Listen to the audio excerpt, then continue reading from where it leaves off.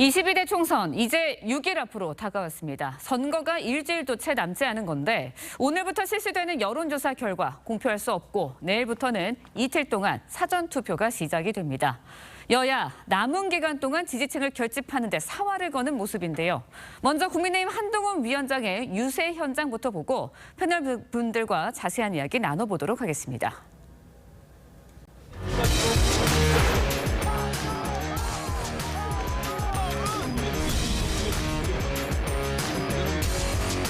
국민의힘이 전국의 55곳에서 박빙으로 이기거나 지고 있습니다. 이런 초박빙 지역에서 이기면 국민의힘이 여러분이 반드시 승리합니다. 강원 척도로 전락할 거라는 강원도에 대한 비하를 했습니다. 강원도를 정말 우습게 보고 강원도민을 무시하는 바람입니다. 이재명 대표의 별명 뭡니까? 제가 만든 게 아니라 이재명 대표가 진짜 형수에게 한 말 아닙니까? 그게 이재명 대표의 머릿속에 있는 여성관이고 인간관입니다. 네, 한동훈 위원장 어제 충북, 강원, 경기 돌면서 광폭 행보 이어갔습니다. 이재명 대표의 논란이 되는 발언들 조목조목 언급하고 반박하면서 공세 수위 한층 높이는 모습 보였는데 강성치 부위원장님께 여쭤볼게요. 한동훈 위원장의 발언들 어떻게 들으셨나요? 최근에 이제 한동훈 비대위원장이 총선을 며칠 안 놔두고 마음이 많이 급해졌을 걸로 보고 있어요.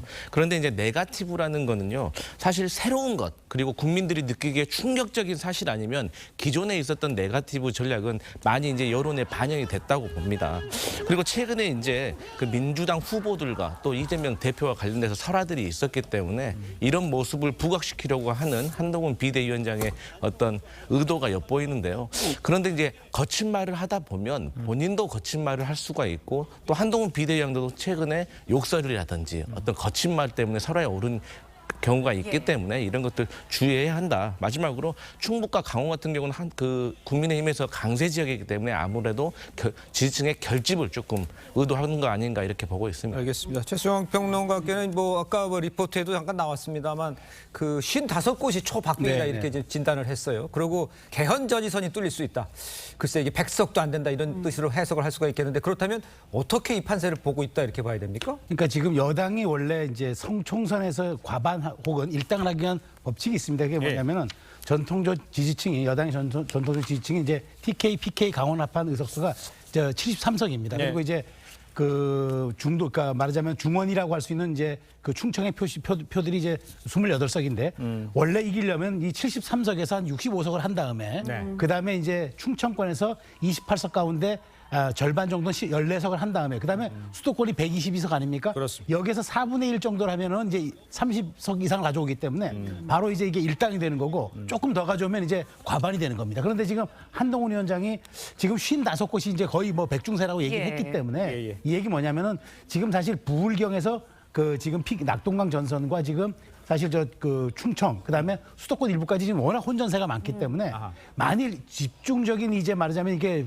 격전지에서 우리가 다 질 경우에는 개헌 전의선은 위태롭다 이 얘기를 한 겁니다. 그렇기 때문에 지금 한동훈 위원장이 이례적으로 보수층을 향해서도 꼭 사전 투표해달라는 얘기가 뭐냐면 지금 과거에는 투표율이 높으면 이제 뭐 진보가 유리하고 낮으면 보수가 유리하다 했지만 이제 이 공식이 아니라 접전지에서는 누가 한 표라도 더 동원하느냐가 승리의 법칙에 작용하기 때문에 그런 어떤 위기의식을 강조하기 위해서 55석이 접전지라는 얘기를 한 것 같습니다. 알겠습니다. 강 부위원장께는 민주당에서는 아까 무슨 한동훈 위원장이 조급해 보인다는 얘기도 해주셨습니다만 이번 판세에 대해서는 어떻게 민주당에서 보고 있습니까?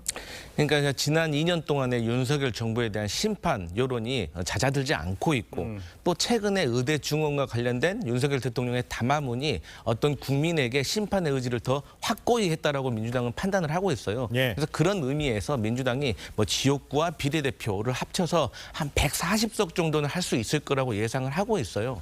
그런데 저희가 이제 과반 정도는 차지해야지 22대 국회에서 뭔가 혁신을 이뤄낼 수가 있다. 그리고 제대로 된 견제를 이뤄낼 수 있다라고 판단하기 때문에 어떤 49석 정도의 어떤 경합지에서 최소 절반 이상은 저희가 다시 수성을 해야지 160석 정도의 안정된 과반을 이룰 수가 있다고 보고요. 네. 저희 민주당은 이제 선거에 승리할 수 있는 세 가지 요인이 있습니다. 첫 번째로는 수도권에서는 90석 이상으로 승리를 해야 되고 충청도에서는 무승부 그리고 부울경에서는 선방을 해야지 이 세 가지 조건이 맞춰줘야지 총선에서 승리를 할 수 있다고 예상하고 있습니다. 알겠습니다. 네, 총선이 일주일도 채 안 남으면서 뭐 지지층 호소에 총력을 다하는 모습인데 한동훈 위원장 어제 청년청을 신설하겠다라는 공약까지 꺼내 들었습니다.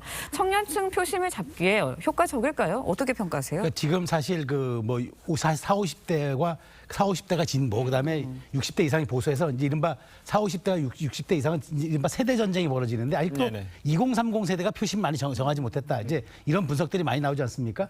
어쨌든 제가 보기에도 양쪽으로 지지층들은 어느 정도 수렴이 된 것 같은데 2030 세대는 아직도 좀 중도층 그러니까 마음을 정하지 못하는 부동층이 있다고 좀 보고 그다음에 한동훈 위원장이 사실 가장 지금 우리의 사회의 심각한 문제를 본 게 저출생 아닙니까? 그래서 인구부를 신설해가지고 여기에 대한 전담하는 부서를 만드는데 여기에 청년청을 만들어가지고 청년 문제만 전담하는 걸 하겠다. 그러니까 지금 결국 그렇잖아요. 청년층들이 반응하는 거는 우리의 삶에 우리의 미래에 어떻게 누가 더 보다 좀 말하자면은 가능성과 여지를 열어두는가 이런 것들이 매우 중요한 마지막에 표심에 작용하는 기제 아니겠습니까? 예. 그런 측면에서 한동훈의 이제 청년청 신설 공약을 꺼내 들었는데 이런 실리적인 모습들이 오히려 저는 다른 이념적인 것으로 접근하는 것보다 2030 세대에는 훨씬 더 유효한 타격 전략이 될 수 있기 때문에 예. 이 부분은 어느 정도 마지막 스윙 카드로는 좀 유효하지 않을까라는 생각이 듭니다. 그러니까 청년층 공약에는 좀 더 유리한 예. 정책적 제안이다 예. 이렇게 이제 얘기를 해주신 것 같습니다. 한동훈 위원장이요 청년층 신설 공약을 꺼내 든 것은 4050 세대 공약에 나선 조국 혁신당을 의식한 행보다 이런 해석도 나오는데 이거에 대해서는 동의하시는 지역은 어떻게 보십니까? 네, 일부 동의하고요. 네. 그러니까 국민의힘에서 총선 1호 공약으로 인구부를 신설한다고 했어요. 그리고 그 인구부 아래 청년청을 이제 신설하겠다는 네. 거예요. 예. 이게 말씀하신 것처럼 조국 혁신당에서 최근에 아동, 여성, 청년은 양 당에서 공약을 많이 하고 있어서 네. 비교적 4050 세대가 소외되고 있다. 그래서 이 4050 세대에게도 뭐 생애 첫 주택 마련의 어떤 공약을 내세운 거예요. 그러니까 여기에 대해서 대립되는 어떤 의미에서 청년청을 이제 한동훈 비대위원장이 네. 약속을 하고 있는데 네. 저는 이런 생각을 해봐요. 이 한동훈 비대위원장이 자꾸 조국 대표, 조국 혁신당에 대해서 언급을 해주는 것은 오히려 조국 혁신당의 돌풍에 힘을 실어주는 결과가 된다. 이준석 대표라든지 이낙연 대표라든지 양당에서 전혀 언급을 안 해주잖아요. 그래서 언론에서 사라지고 있는데 네. 계속해서 한동훈 비대위원장이 조국 혁신당에 대해서 언급을 해줌으로 인해서 오히려 언론에서 조국 혁신당이 회자되고 있다는 거 여기에 대해서 깊이 고민 한번 해봐야 될 거다 이런 말씀 드리겠습니다. 알겠습니다. 네. 자, 계속해서 민주당 소식도 알아보겠습니다. 이재명 대표 제주에서 열린 4.3 추념식 참석 이후에 PK 지역에서 유세를 이어갔는데요. 영상을 함께 보도록 하겠습니다.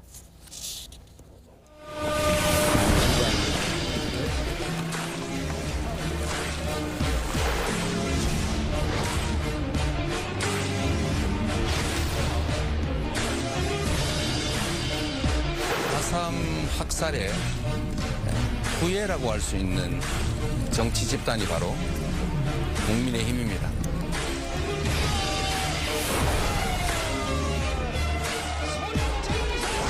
정신이 적적 들게 회초리를 들어야 되겠죠.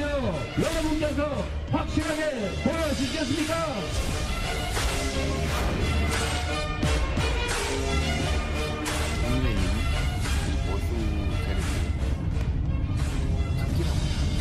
이번에도 그럴 가능성이 많아요. 일부는 이미 시작한 거. 엄살 작전.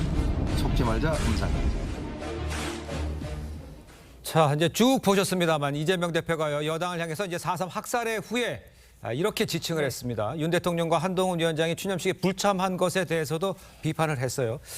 천안함 때는 이제 이재명 대표가 안 갔지 않습니까? 네. 저 발언에 대해서는 어떻게 평가를 하십니까? 이재명 대표의 표현 수위가 좀 높아지고 있어요. 저는 학살의 후예라는 단어를 저렇게 쉽게 쓸 수 있을까? 아무리 그리고 보수 정당 계열이 그 학살의 후예라는 어디 증거가 어디 있습니까? 그때는 사실 우리의 그 아주 비극적인 현대사였죠.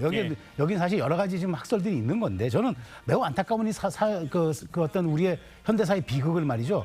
어떤 정당이 특정 정당이 책임져야 한다는 식으로 이렇게 학살의 후예라는 표현 쓴 거 저는 매우 부적절하다고 보고요. 그다음에 그 사실 여기에 이 윤석열 대통령이 당선인 시절에 가서 추모하지 않았습니까? 네. 그리고 그 한동훈 위원장은 법무장관 시절에 원래 여기서 군사법원에서 재판받은 민간인에 한해서만 재심 신청이 할 수 있도록 돼 있던 거를 민간법원에서 재판받은 사람들도 할 수 있도록 한동훈 법무장관 시절에 이걸 바꿔놨어요. 이렇게 실질적이고 진짜 그 유족들에게 혜택이 돌아가는 이런 법안들을 만든 사람들고 어떻게 학살의 후예라는 표현을 쓰는 건지 저는 그런 것도 좀 사실 의문이고, 그다음에 이재명 대표는 천안함 같은 데는 가지 않으면서 꼭 이런 점에 가가지고 말하자면 이념적 갈라치기를 하는 것 같아서 네. 물론 선거가 바로 초입에 있어서 어떤 그런 그 수위를 끌어올리는 건 이해가 되지만 예. 그럼에도 불구하고 우리 아픈 역사들을 이렇게 갈라치기 하는 건 좀 제가 보기에 정치 지도자로서 부적절한 모습이라고 지적하지 않을 수 없습니다. 알겠습니다. 네, 이재명 대표의 발언 수위도 높아져 가고 있는데 이 대표 어제 이어 오늘도 이틀째 PK 지역 유세에 나서고 있습니다. 사실 민주당에서는 PK 지역에서 얼마 정도의 석을 가져오느냐 이게 뭐 총선 승리에도 영향도 미치지 않습니다. 그렇다 보니까 이 지역에 대해서 공을 들이는 모습을 보이고 있는데 당내에서는 이 지역 판세 분위기 어떻게 판단하고 계시나요? 물론 이제 PK 지역은 전통적으로 국민의힘 강세 지역입니다. 그래서 저희 민주당에서 항상 열세를 면치 못했는데요. 그럼에도 불구하고 저희가 지난 21대 때 부산에서 3명의 현역을 보유하고 있습니다. 네. 그래서 이번에 3명의 현역 정도는 본인의 지역구를 좀 수성을 해야 하고 그 외에 한 5곳 정도에서 저희가 한번 해볼 만하다. 지금 박빙이다. 저희가 조금 부족하지만 저희가 조금 더 집중을 하면 충분히 이길 수 있는 가능성이 있고 또 지금 부산에서도 민심이 심상치가 않다는 걸 느끼고 있습니다. 뭐 국민 여러분들 많이 아시겠지만 부산 엑스포 유치 실패와 관련해서 많은 분들이 실망을 하셨고 예. 또 이 부산이라는 것이 최근 특이한 지형이 2군데가 있습니다. 하나는 뭐 수영구죠. 그러니까 보수 후보들끼리 어떤 대립하는 양상으로 민주당 후보가 어부지리로 승리할 수도 있는 그런 상황도 벌어지고 있고 또 보수 텃밭이고 한동훈 비대위원장이 그렇게 정부 프레임이라고 비난하던 진보당 후보가 텃밭에서 지지를 많이 받고 있다고 합니다. 그래서 이러한 분위기를 잘 살리면 민주당이 부산에서도 선전할 수 있다 이렇게 해석하고 있습니다. 네. 알겠습니다. 자, 이런 가운데 여야 대표는 모두 내일부터 시작되는 사전투표 독려에 나선 모습입니다. 목소리를 직접 듣겠습니다. 지금의 총선 판세는 말 그대로 정말 살얼음판입니다.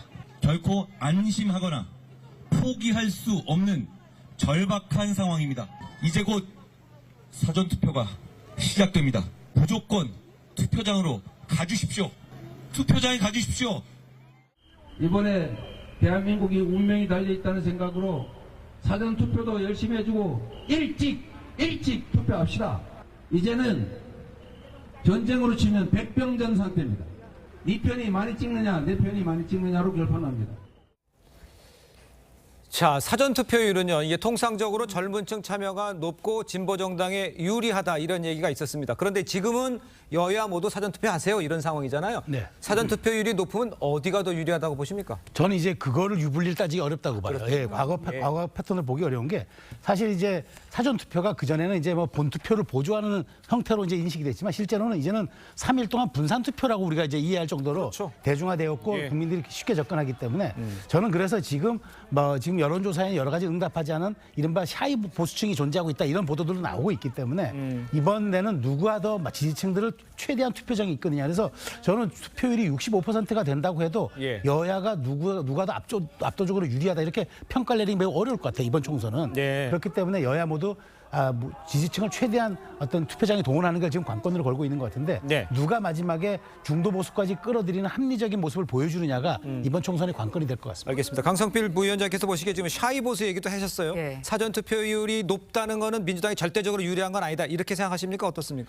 뭐 이제 절대적으로 유리할지 안 할지는 사실 선거 결과를 봐야 알지만 그렇죠. 그런데 역대 선거 투표율과 결과를 연동해서 분석을 해보면 아무래도 총선에서 60% 이상의 투표율이 이루어지면 민주당에게 유리했고 또 그 아래의 투표율이 나왔을 때 민주당이 어려웠다. 그러니까 과거에 우리 정동영, 이명박 대선 때도 보면 저희가 투표율이 낮아서 졌고 그 직후에 있었던 지방선거에서 계속 졌습니다. 네. 투표율이 낮았기 때문에. 그리고 최근에도 사실 그런 것들이 투표에서 많이 나오고 있기 때문에 민주당으로서는 사전투표에 많이 독려를 하는 것이죠. 근데 뭐 지금 같은 경우는 뭐 보수층에서는 이제 뭐 부정선거 이런 의혹이 네. 있어가지고 사전투표율이 낮을 거 우려하고 있는데 이제 선관위에서 그만큼 많은 걸 보완하고 정치권에서 많이 지적을 해서 많이 보완됐으므로 사전투표에 많이 독려하시는 것이 양당에게 좋겠다 이런 말씀드리겠습니다. 알겠습니다. 네, 사전투표까지 이야기 나눠봤고 이번에는 전직 대통령들의 행보도 이야기 나눠보도록 하겠습니다. 문재인 전 대통령 자신의 지역구를 물려받은 민주당 후보 지원 유세에 나서서 논란이 됐는데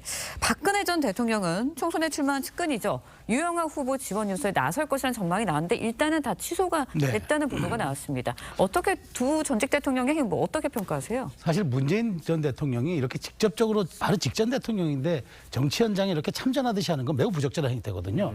전직 그러니까 우리 대통령들이 왜 그동안 선거에 직접 개입하는 걸 꺼려왔냐 그러면은 이것이 국론 분열을 주도할 수 있고 또 국민 통합을 저해할 수 있기 때문에 이런 점들을 감안해서 전직 국가 지도자로서 최소한의 품격적인 차원에서 한 건데 이 문재인 전 대통령 직접 참전해서 이 정부를 무지하고 무도하고 무능하다까지 이렇게 직접 공격을 하는 말하자면 모습을 보여서 정말 이게 문재인 전 대통령이 잊혀지고 싶은 대통령이 맞느냐라는 논란도 있었고 과연 이게 정말 전직 대통령의 품격이냐는 얘기도 있었는데 아마 이런 점들을 고려해서 박근혜 전 대통령은 그럼에도 불구하고 본인이 아무리 좀 마음에 나서고 싶어도 그런 어떤 금도를 지키는 선에서 이번 총선에서는 그냥 이런 간접적인 행태만 그러니까 행보만 보이는 것으로 저는 마무리하고 있는 것이 아닌가 그렇게 분석합니다. 지금 지적하시는 게 그런 것 같아요. 뭐 자기 자신이 잘 아는 후보를 도와주러 갈 수도 있죠. 하지만 공개적으로 나서서 70평생에 이런 정부 처음 봤다는 식의 아주 공격적으로 임하는 자세. 이거는 어떻게 보십니까? 민주당 내에서는.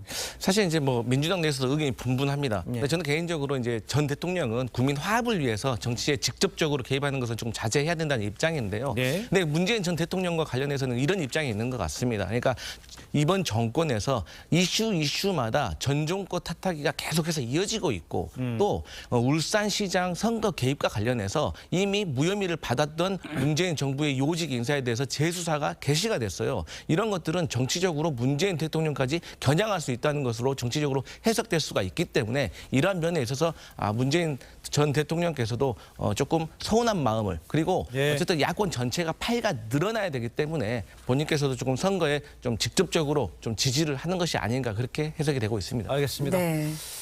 자, 저희는 다음 주제로 좀 넘어가 보도록 하겠습니다. 다음 주제로 가겠습니다.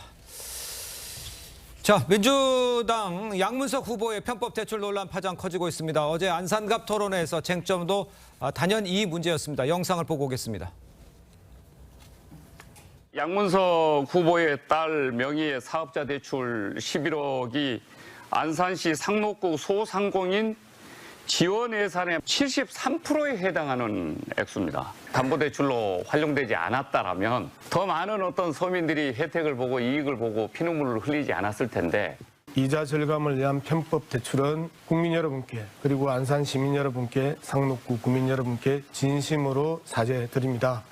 그 부분은 두고 좋은 정치로 갚아 나가도록 하겠습니다. 자, 지금 상황이 많이 진도가 나가고 있는 상황이지만요. 저 토론회 관련해서도 양 후보 편법 대출에 대해서 재차 사과를 하면서도 좋은 정치로 갚아 나가겠다. 야, 이게 사퇴하지 않겠다. 이런 뜻밖에 다른 물론 해석이 안 되는 것 같아요. 그러니까 이제 저희 민주당에서는 이렇게 해석을 하고 있습니다. 이제 양문석 후보의 어떤 논란과 관련된 본질은 어쨌든 간에 이분이 부동산 투기였느냐 아니었느냐. 하지만 투기는 아니었다. 왜? 집이 없어서 집을 사기로 한 건데 집을 사는 과정에서 이제 온 가족이 영끌 대출을 한 거 아니겠습니까? 그러면 이 대출하는 과정에서 불법이냐 편법이냐인데 이 불법과 편법의 기준은 새마을금고 직원과 함께 관례다, 상이다 해서 안내를 받아서 한 것이냐 아니면 본인 혼자서 이 모든 걸 기획을 해서 딸의 어떤 사업자 대출을 받고 유지했느냐 저는 이게 관건이라고 보거든요. 근데 새마을금고 쪽에서는 해당 안 했다고 얘기를 했단 말이죠. 그러니까 이런 것들은 지금 금감원에서까지 조사를 한다고 하기 때문에 그렇습니다. 조사 결과를 지켜봐야 되는데 저희 민주당에서는 선거를 앞두고 국가기관 특히나 사정기관에 가까운 금융감독원에서 자진해서 검사를 하는 것이 과연 맞느냐 이러한 정치적인 의문이 있다 이 말씀드리겠습니다. 알겠습니다. 네, 일단 새마을금고가 대출금 11억 원에 대해선 전에 회수 결정을 내렸고요. 이복형 금감원장도 편법이 아닌 불법 대출이다라고 말을 했습니다. 그런데 일단은 민주당에서는 개인의 일이다라고 이야기를 하고 있거든요. 어떻게 보세요? 먼저 사실관계 하나 바로 잡고 이거 금감원이 가서 그냥 조사해 준 게 아니라 원래 이 새마을금고를 감독하는 게 행안부인데 행안부가 말하자면 금융 조사에 대한 전문성이 없으니까 그 조사기관이 금융감독원에 요청했다는 걸 사실관계 바로 잡고요. 저는 이렇습니다. 지금 진행되고 있는 사안을 놓고 보면 양문석 후보가 아주 의도적으로 저질렀을 가능성이 매우 높습니다. 왜냐하면 예. 11억 원의 대출을 입증하는 과정에서 이른바 그 뭐 없는 회사를 조작하거나 혹은 폐업한 회사를 동원하거나 그다음에 바로 그다음에 다른 유학을 떠나버렸기 때문에 예. 사업을 하기 위해서 11억 원을 썼다는 아무런 증거가 없거든요. 그런 측면에서 이거는 불법이 맞죠. 탈법도 편법도 아니라 불법적 요소가 개입됐다. 그렇다면 당연히 이런 국민적인 어떤 궁금증이 있다면은 예. 그 해당 감독 당국은 바로 이것을 알려줘야지 이게 뭐 사안이 복잡한 거라고 며칠씩 끌고 몇 달씩 끌어서 발표하겠습니까? 그래서 저는 어쨌든 민주당은 버티고 있지만 원래 부동산이라는 건 이 공정의 가치가 특히 공인에게는 매우 엄격히 적용되는 휘발성이 높은 사안이거든요. 네네. 그런 측면에서 만일 버틴다 하더라도 이 남은 일주일 동안 얼만큼 이 부분에 대한 그 저 부담을 감내할지는 오롯이 민주당의 몫이 될 것 같습니다. 알겠습니다. 강성필 부위원장이 이렇게 질문드릴게요. 지금 검사 결과가 곧 나온다는 건 아닙니까? 그러니까 이번 주에 나올 수 있는 가능성도 높아 보여요. 이 결과가 나온다면 아까 말씀하신 것처럼 문제가 해결돼야 된다라고 설명하면 된다라고 하지만 이 불법이라는 게 제대로 나오면 그러면 민주당에서는 어떻게 대처해야 된다고 생각하십니까? 제가 앞서 말씀드렸듯이 불법, 그러니까 불법이 법적인 책임을 져야 되는 거다. 네네. 그러면은 사실 이 선거 이후에 보궐선거가 이루어질 수도 있기 때문에 거기서 예. 심각하게 고민을 해봐야 되지만 제가 다시 말씀드렸지만 그 딸의 사업자 대출이나 이런 것들이 본인이 다 기획을 했는지 아니면 새마을 직원과 같이 공모한 것이 있는지 이것도 좀 중요한 판단의 잣대가 되지 않을까 그렇게 보고 있습니다. 네. 예. 자, 민주당 김준혁 후보 이 과거 유튜브 발언 논란도 일파만파 커지는 모양새입니다. 김 후보가 사과 입장을 밝혔습니다. 비판과 고발이 이어지고 있죠. 여야 입장 먼저 들어보겠습니다. 김준혁이라는 사람이 한 말도 안 되는 쓰레기 같은 막말들을 보셨습니까? 그게 다 드러나도 미안, 그냥 나는 국회의원 할게 라고 선거에까지 버티겠다고 합니다. 그게 더불어민주당의 공식적인 입장입니다. 진지한 사과를 한 것으로 저희도 확인했고 또 그 이후에 사과의 의사를 전달하기 위한 여러 가지 과정이 있을 것으로 알고 있습니다. 자, 이화여대 총동창회도 예. 김 후보 사태에 총력을 다하겠다. 뭐 또 위안부 피해자 단체에서도 사자 명예훼손 혐의로 김 후보를 고발을 했습니다. 글쎄요, 민주당 내에서는 진정한 사과라고 했지만 저 정도로 해결될 문제는 아닌 것 같아 보이는데 어떻게 생각하십니까? 그렇죠. 이게 진정한 사과인지 아닌지는 사과를 하는 사람이 판단하는 게 아니라 받는 사람이 판단을 해줘야죠. 그렇겠죠. 근데 어쨌든 이 대에서는 지금도 사과를 제대로 받지 않고 있는 상황 아니겠습니까? 예. 그렇기 때문에 저는 그 김준혁 후보가 다시 한번 찾아가서 어떤 그 쉽게 말해서 많이 혼이 나더라도 그런 모습을 이제 보여서 어떤 사과를 다시 한번 해야 되고 또 이분께서도 지금 하시는 말씀이 본인은 나름대로 객관적인 자료에 의해서 말을 했다고 하지 않습니까? 하지만 이게 사실의 문제도 중요하지만 국민들이 느끼는 인식의 문제가 더 중요한 거거든요. 예. 그래서 저는 김준혁 후보가 다시 한번 사과를 하고 직접 찾아가서 사과를 해야 된다. 그리고 나서도 화가 풀어지는지 안 풀어지는 그때 가서 추후를 지켜보고 결단을 내릴 문제다. 이렇게 보고 있습니다. 네, 후보가 사과는 했지만 파장이 쉽게 가라앉고 있는 상황은 아닌 것 같습니다. 예. 민주당 내에선 김 후보를 옹호하는 목소리가 나왔는데요. 친명계 조상호 법률위 부위원장.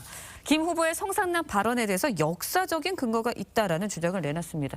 논란이 더 확산되는 것 같아요. 그렇죠. 이 역사적 그 근거라는 게 성공회대 이희마 교수가 쓴 논문 한국 전쟁과 여성성의 동원이라는 논문인데 네네. 여기에서도 어디에도 성상납이라는 단어는 없고 그러니까요. 그런 얘기도 없습니다. 그리고 뭐 CIC 보고서에 미군 첩보부대 보고서에 있었다고 얘기하는데 이것도 사실이 아닙니다.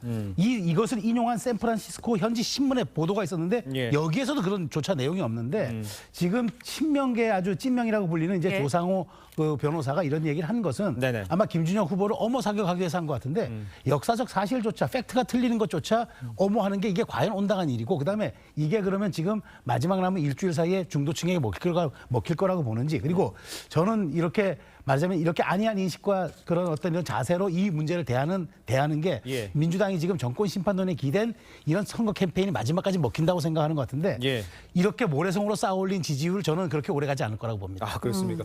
이 조상호 부위원장의 예. 글쎄 엄호 사격 뭔가 좀 맞는지 어떤 요구에 대해서는 어떻게 생각하십니까? 그러니까 이제 다 각자의 어떤 개인 의견이 있지 않겠습니까? 그러니까 민주당 내에서도 우리 조상호 변호사 같이 김준혁 교수의 어떤 발언과 그 관련된 근거 내용에 대해서 동의하시는 분도 있고 동의하지 않는 분도 있고 그러니까 동의를 하건 안 하건 그게 중요한 게 아니라 지금 선거를 앞두고 국민들의 인식, 느낌 그리고 피해자에 대한 어떤 사과 이런 게 더 중요하다. 여러 가지 의견이 있기 때문에 결국에는 김준혁 교수가 다시 한번 사과를 한 이후에 예. 국민의 눈높이 그리고 피해 당사자의 어떤 사과를 받아들이냐의 유무에 달려 있다 이렇게 보고 있습니다. 아니 그게 아니라 네. 돕기 위해 나온 그 팩트를 든 것이 팩트가 사실이 아니라는 문제가 지금 문제가 되는 거 아니에요? 낭낭클럽이나 이거에 대해서 비말란 박사가 주도했다는 이거 확 팩트가 아니잖아요. 그런 거에 대해서 어떻게 생각하시냐는 걸 제가 질문드린 건데. 근데 이제 조상우 변호사 말은 예. 어쨌든 그 중앙일보에서 네네. 기사로 연재가 되어 있다는 것이죠. 그러니까 예. 뭐 중앙일보는 보수 뭐 유명한 일간지기 때문에 예. 객관성이 좀 답보된 것이 아니냐 그런 의향인 것 같습니다. 알겠습니다. 네. 국민의 눈높이가 중요하다는 말씀 좀 해주신 것 같은데 네. 사전투표 내일부터 시작이 됩니다.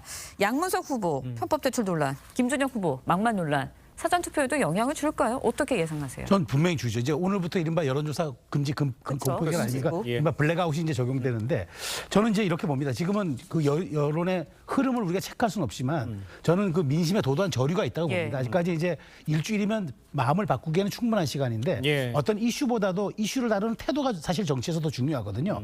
사실보다도 인식이 중요하듯이 그런 측면에서 민주당이 지금 하는 태도는 일주일만 버티면 된다가 되는 것 같아요. 이런 것들은 사전투표에 임하는 많은 분들에게 공감이 되겠습니까? 저는 예. 이런 측면에서 사실 굉장히 이런 것들은 민주당 입장에서 굉장히 네거티브한 이슈가 될 거라고 생각이 돼요. 알겠습니다. 두 분 말씀은 여기까지 듣겠습니다. 고맙습니다. 고맙습니다. 감사합니다.